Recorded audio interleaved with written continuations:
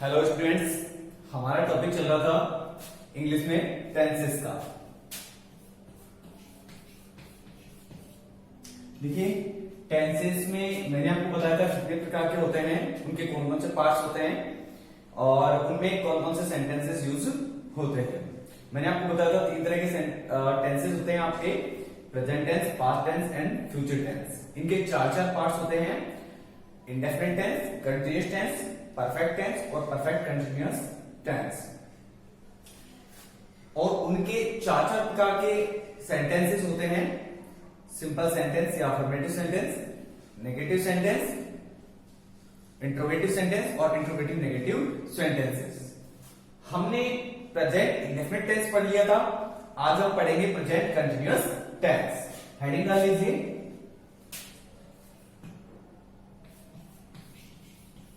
Present continuous tense.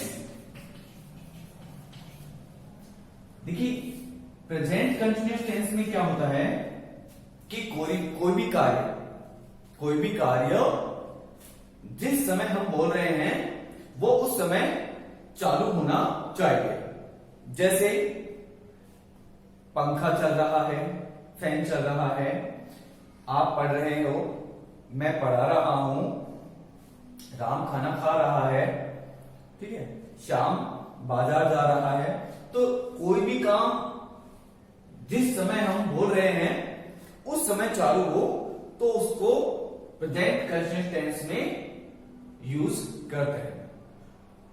अब हिंदी में मैं आपको बताऊं उसकी पहचान, तो पहचान है जिन हिंदी वाक्यों के अंत में रहा है, रही है, रहे हैं इत्यादि शब्द आते हैं। अब प्रेजेंट कंटीन्यूअस टेंस में हेल्पिंग वर्ब की बात करें तो जो हेल्पिंग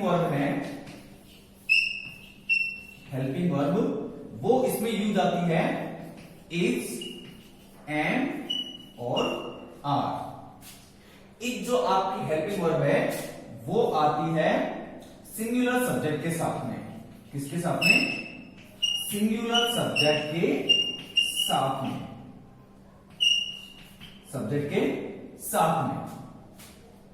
जैसे सिंगुलर सब्जेक्ट में ही, शी, इट इत्यादि सब्जेक्ट के साथ में इज हेल्पिंग वर्ब यूज में आती है। एंड जो आपकी हेल्पिंग वर्ब है वो केवल आई के साथ में काम में आती है, आर जो आपकी हेल्पिंग वर्ब है वो प्लूरल सब्जेक्ट के साथ में काम आती है, प्लूरल सब्जेक्ट में जैसे यू, वी, दे इत्यादि। उसके बाद में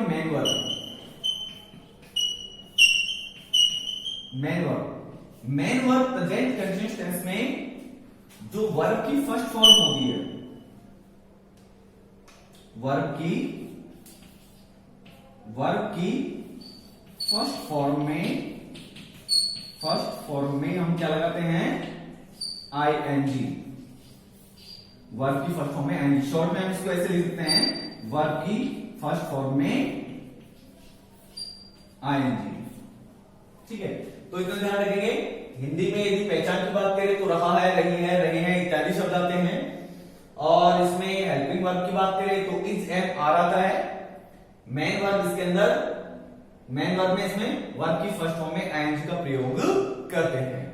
तो इस प्रकार से ये आपके प्रेजेंट कंटीन्यूअस टेंस में हेल्पिंग वर्ब यूज होगी और ये आपकी मेन वर्ब यूज होगी।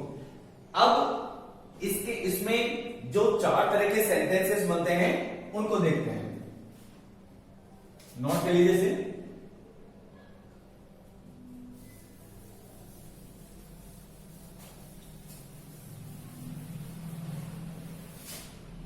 देखिए, सबसे पहले आता है आपका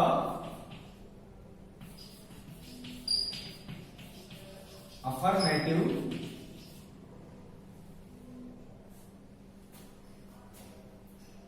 या फिर सिंपल सेंटेंस। साधारण वाक्य।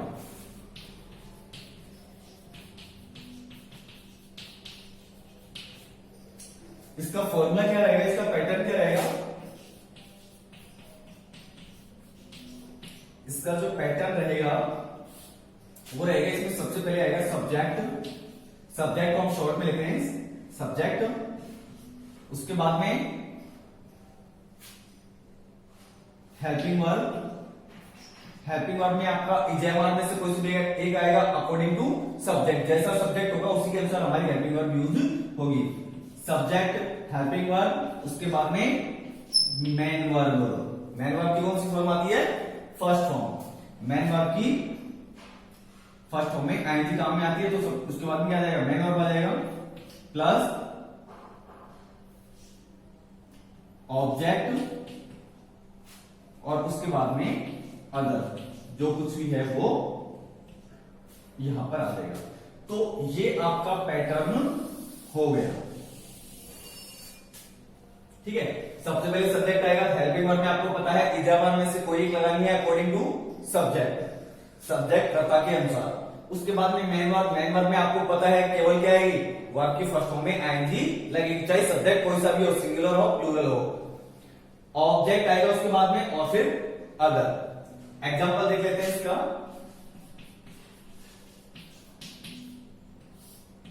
एग्जांपल देख लेते हैं।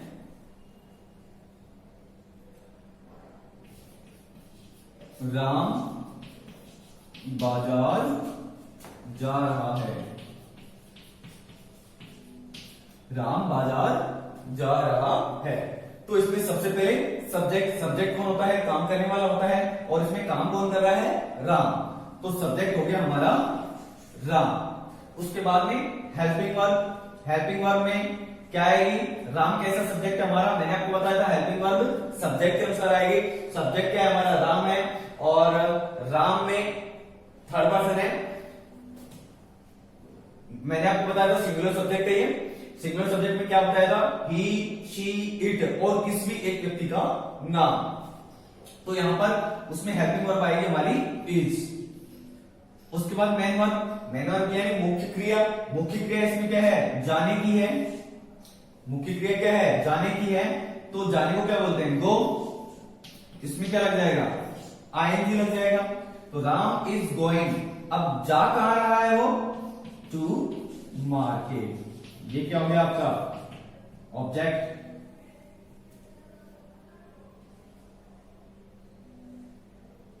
ये हो गया आपका अदर, ठीक है। तो subject, helping verb, main verb, object और अदर। उसके बाद में दूसरा एग्जांपल देखिए, सीता खाना बना रही है, सीता खाना बना रही है। तो सीता इसमें क्या हो गया, सब्जेक्ट हो गया सीता। उसके बाद में हेल्पिंग वर्ब, हेल्पिंग वर्ब क्या आएगी, इज आएगी, क्योंकि मैंने आपको बताया था सिंगुलर सब्जेक्ट यानी ही, शी, इट और कोई भी एक के नाम के साथ में हेल्पिंग वर्ब क्या आएगी, इज आएगी, सीता इज। उसके बाद में मेन वर्ब, मुख्य काम क्या है, खाना बनाने का, तो खाना बनाने को क्या बोलते हैं, कुक। उसमें क्या लग जाएगा, आईएनजी। तो सीता इज कुकिंग, और फिर ऑब्जेक्ट क्या है हमारा, बना क्या रही है वो, खाने को बना रही है, तो फूड। तो क्या बन जाएगा, सीता इज कुकिंग फूड। ऐसे ही को ले लो, मैं आपको पढ़ा रहा हूं, मैं आपको पढ़ा रहा हूं। तो सब्जेक्ट कौन है, आई, काम कौन कर रहा है, आई। उसके बाद में हेल्पिंग वर्ब, मैंने आपको बताया था आई के साथ में प्रेजेंट कंटीन्यूअस टेंस में एम हेल्पिंग वर्ब का यूज होता है। तो क्या होगा, आई एम, फिर मेन वर्ब मुख्य क्रिया, मेरा, मैं काम क्या कर रहा हूं, पढ़ाने का कर रहा हूं, तो क्या होगा, पढ़ाने को क्या बोलते हैं, टीच, और इसमें आईएनजी लग जाएगा, टीचिंग, आई एम टीचिंग। उसके बाद में ऑब्जेक्ट क्या है, आपको, यू। और अदर में कुछ है नहीं आपके पास में। तो इस प्रकार से ये हम प्रेजेंट कंटिन्यूअस टेंस में सेंटेंसेस बनाते हैं। आ गया होगा आपको समझ में अच्छे से। एक सेंटेंस और देख लो।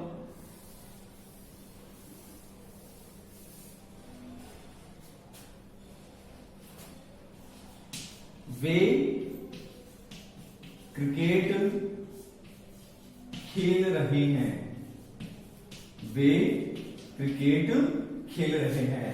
तो सबसे पहले सब्जेक्ट क्या आएगा? सब्जेक्ट है करता कौन? काम करने वाला। तो काम कौन कर रहा है? वे को क्या बोलते हैं? दे। उसके बाद में हेल्पिंग वर्ब। दे कैसा सब्जेक्ट है? प्लूरल सब्जेक्ट है, तो हेल्पिंग वर्ब क्या आएगी? आर। उसके बाद में मेन वर्ब, मुख्य काम क्या कर रहे हैं? वो खेलने का कर रहे हैं, तो खेलने को बोलेंगे प्ले। इसमें हम क्या लगा देंगे? आईएनजी लगा देंगे। They are playing. उसके बाद में ऑब्जेक्ट क्या है हमारा? क्रिकेट। बाकी इसमें कुछ है नहीं। तो दे आर प्लेइंग क्रिकेट। वे क्रिकेट खेल रहे हैं। एक सेंटेंस और ले लो।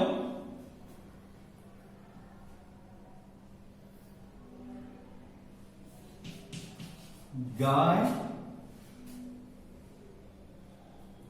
खेत में घास खा रही है।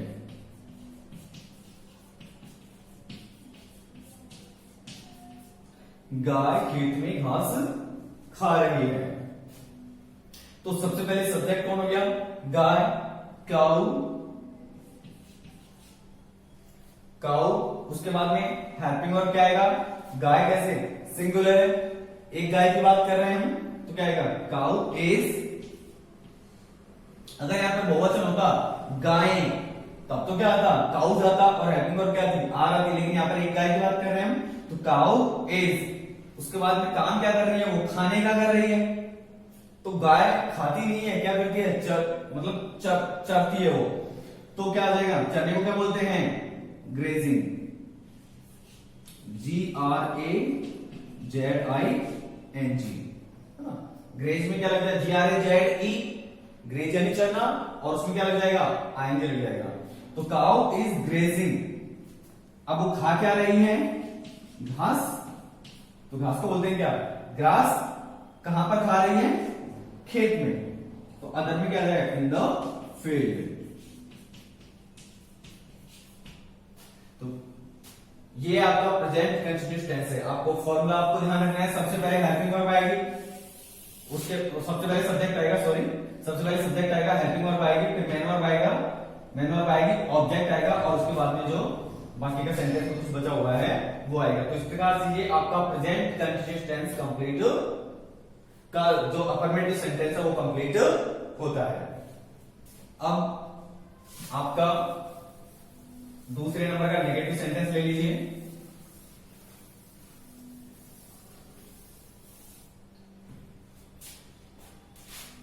दूसरा है आपका नेगेटिव सेंटेंस।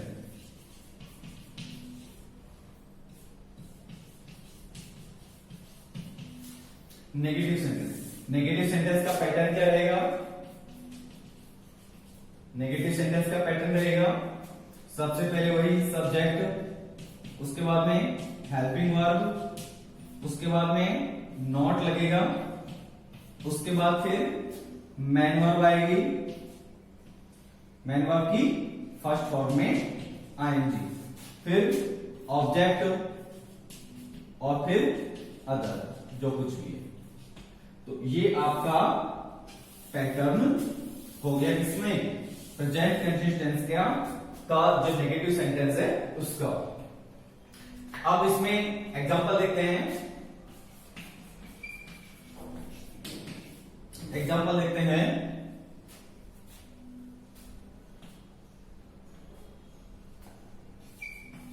श्याम अपना गृह कार्य नहीं कर रहा है।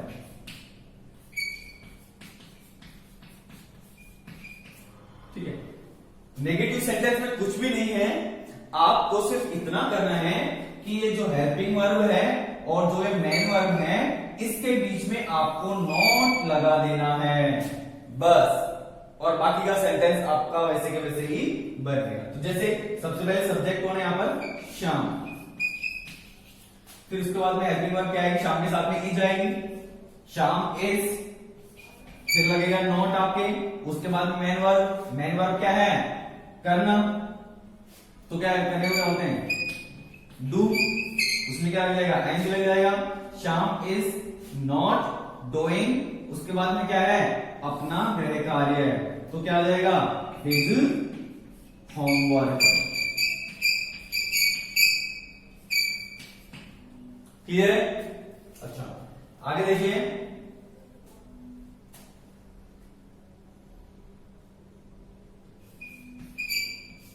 हम दोनों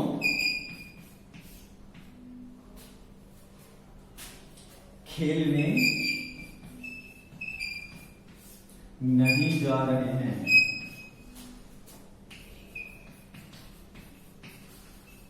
हम दोनों खेलने नहीं जा रहे हैं, तो क्या होगा, वी बोथ,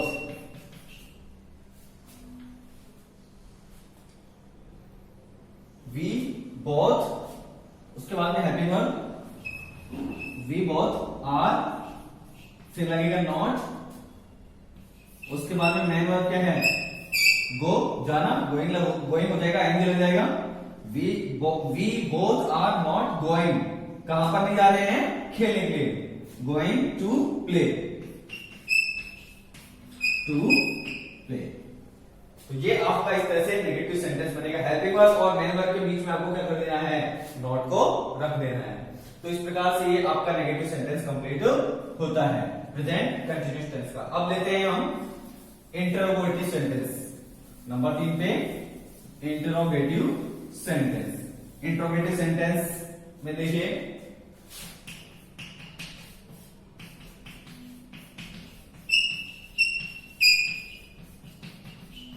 इंटरोगेटिव सेंटेंस,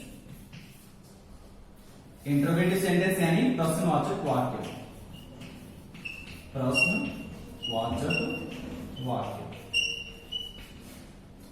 प्रश्नवाचक वाक्य का पैटर्न क्या रहेगा इसका, देखिए इसका पैटर्न रहेगा, सबसे पहले कोई WH वर्ड आ जाए तो WH वर्ड लिख देंगे, नहीं तो WH वर्ड में क्या क्या होते हैं, who, whom, what, whose, how, where, when, why, ये सभी क्या होते हैं, WH वर्ड होते हैं। तो सेंटेंस में यदि ये आ जाए तो सबसे पहले हम उनको रखते हैं। उसके बाद में क्या आता है, हेल्पिंग वर्ब, हेल्पिंग वर्ब, उसके बाद में सब्जेक्ट, फिर मेन वर्ब की फर्स्ट फॉर्म में आईएनजी लगाएंगे, मेन वर्ब की फर्स्ट फॉर्म में आईएनजी लगाएंगे, उसके बाद में हम ऑब्जेक्ट रखेंगे और फिर अदर, और लास्ट में क्या आएगा, इंट्रोगेशन मार्क आएगा। तो ये आपका पैटर्न हो गया आपके इंट्रोगेटिव सेंटेंस का। एग्जांपल लेते हैं,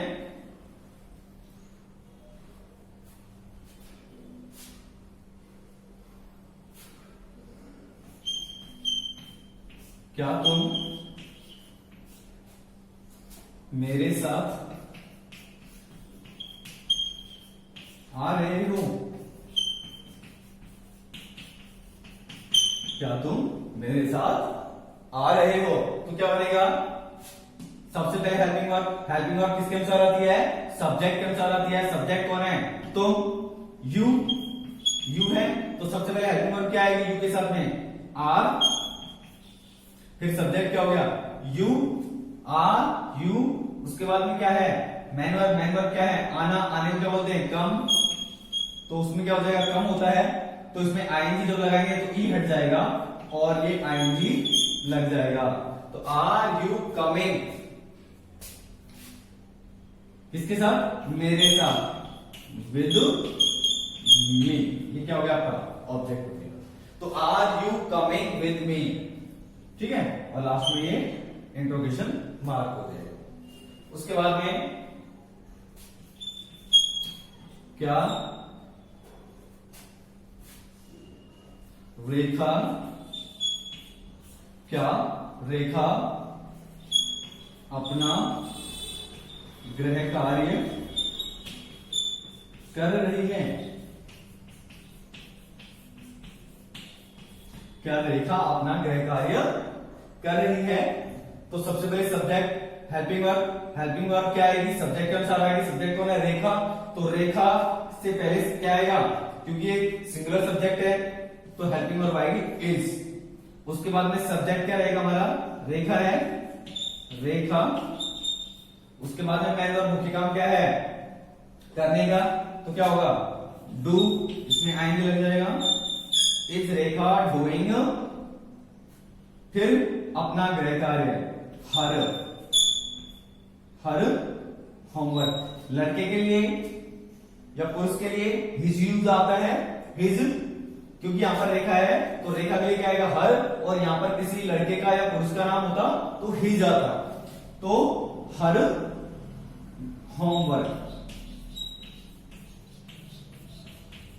और इस रेखा डूइंग हर होमवर्क। तो ये इस प्रकार से आपका इंट्रोगेटिव सेंटेंस बनता है।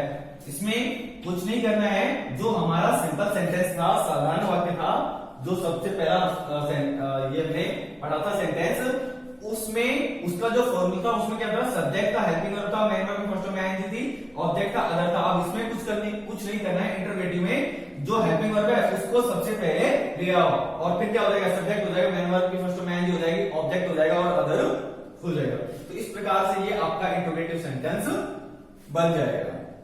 अब लेते हैं हम चौथा इंट्रोगेटिव नेगेटिव सेंटेंस।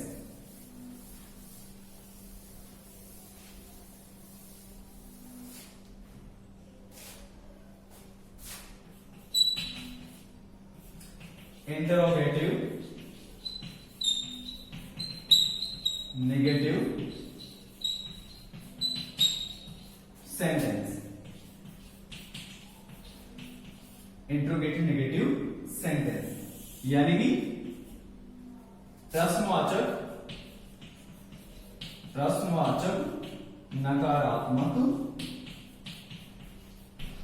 वाक्य। प्रश्नवाचक नकारात्मक वाक्य। देखिए इसका पैटर्न क्या रहेगा?